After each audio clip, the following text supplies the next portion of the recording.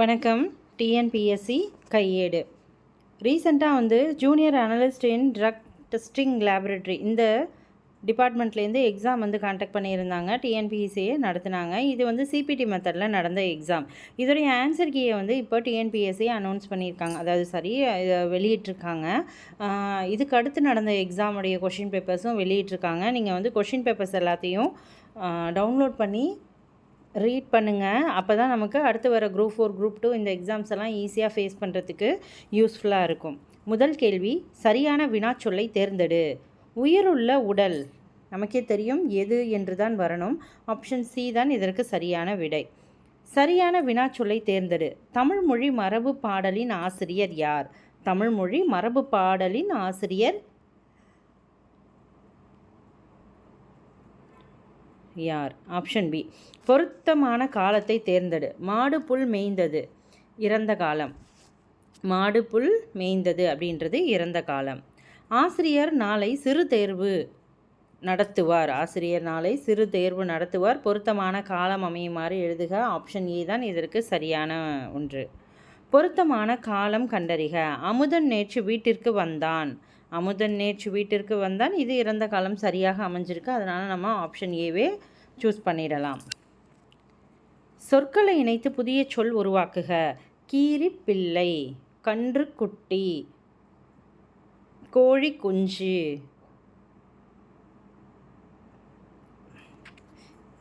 சொற்களை இணைத்து புதிய சொல் உருவாக்கல். சாவி கொத்து, சாவி கொத்து.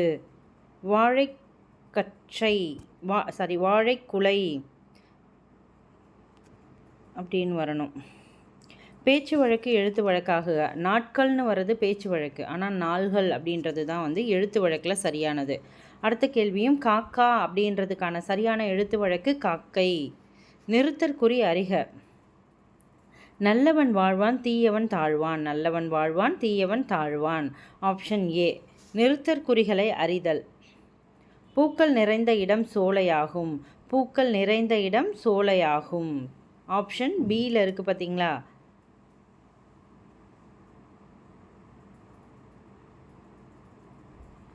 ஆப்ஷன் ஏலையும் ஆப்ஷன் பியிலையும் எந்த ஒரு வேறுபாடும் இல்லை. ஏன் இப்படி கொடுத்துருக்காங்கன்னு தெரியல.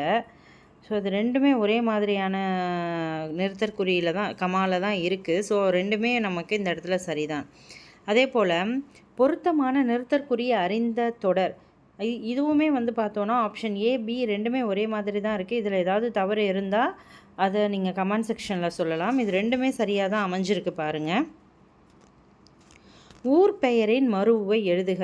சைதாப்பேட்டை அப்படின்றது இப்போ சைதை அப்படின்னு ஆயிடுச்சு. ஊர் பெயரின் மறுவை தெரிவு செய்க. மயிலாப்பூர், அது என்ன சொல்கிறாங்கன்னா இப்போ மயிலை அப்படின்னு சொல்கிறாங்க. ஊர் பெயரின் மறுவில் கோவன்புத்தூர் அப்படின்றது தான் இப்போ கோயம்புத்தூர். இப்போ கோவை என சுருங்கிடுச்சு. பிறமொழி சொற்களுக்கு இணையான தமிழ் சொல்லை எழுதுக. இமெயில் அப்படின்றது மின்னஞ்சல். இமெயில் என்பது மின்னஞ்சல். பிறமொழி சொற்களுக்கு இணையான தமிழ்ச்சொல் விஞ்ஞான. விஞ்ஞானனா அறிவியல் அப்படின்றத குறிக்கக்கூடியது தான் விஞ்ஞானம் அப்படின்றது. இக்காலத்திற்கு விஞ்ஞான அறிவு தேவை, அறிவியல் அறிவு தேவை. கடைக்கு போவாயா என்ற வினாவிற்கு போக மாட்டேன் என்று கூறுவது எவ்வகை விடை? இது போக மாட்டேன் அப்படின்னு சொல்கிறது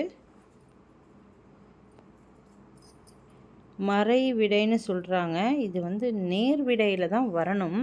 கடைக்கு போவியான்னு கேட்கும்போது டைரெக்டாகவே போகல அப்படின்னு சொல்கிறாங்க. ஸோ இதை மறை விடைன்னு சொல்கிறாங்க. விடை வகை.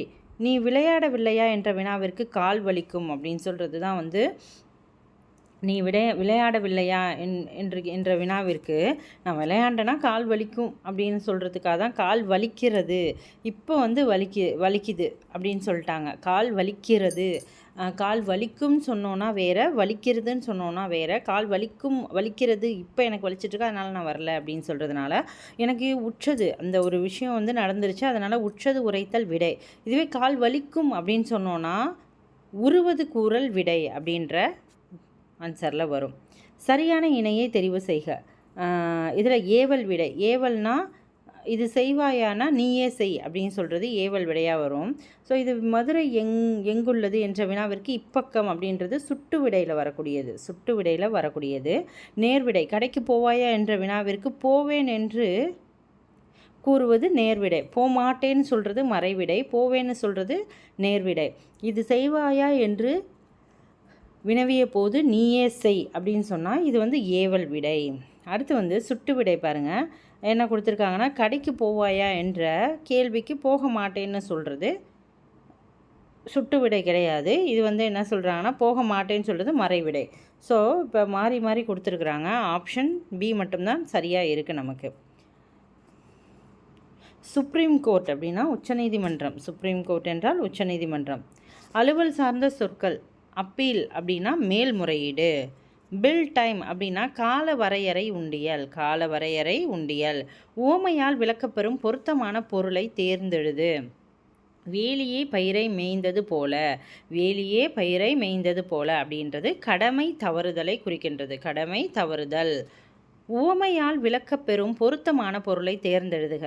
பசுமரத்து ஆணி போல அப்படின்னு சொல்கிறது எளிதில் மனதில் பதிதல் அப்படின்றது தான் பசுமரத்து ஆணி போல அப்படின்றதை குறிக்கின்றது. உவமையால் விளக்கப்பெறும் பொருத்தமான பொருளை தேர்ந்தெழுதுதல். கிணற்று தவளை போல. உவமை கூறும் பொருள் தெளிக. அறியாமை. இந்த இடத்துல நமக்கு என்ன குறிக்குதுன்னா அறியாமை. அவன் திருந்தினான். இது எவ்வகை தொடர்? தன்வினை தொடர். அவன் திருந்தினான்றது தன்வினை தொடர். அடுத்து எவ்வகை வாக்கியம் என கண்டெழுது.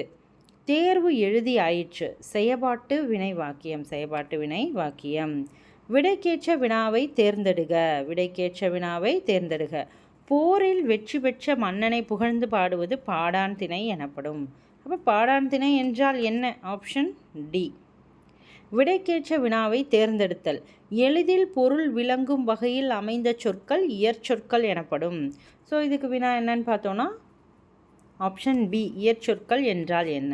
ஓகே, இப்போ நம்ம இந்த ஜூனியர் அனலிஸ்ட் கொஷினில் 30 கொஷின் பார்த்துருக்கோம். அடுத்து இருக்கிற 70 கொஷினை நம்ம பிரித்து பார்க்கலாம். ஓகே, இந்த மாதிரி வர கொஷின்ஸ் எல்லாமே நீங்களும் டவுன்லோட் பண்ணி டெய்லியுமே இதை ரீட் பண்ணி பாருங்கள். இப்போலாம் தமிழ் கொஷின் ரொம்ப ஈஸியாக தான் இருக்குது. வேறு ஏதாவது சந்தேகங்கள் இருந்தால் நீங்கள் கமெண்ட் செக்ஷனில் சொல்லலாம். தேங்க்யூ.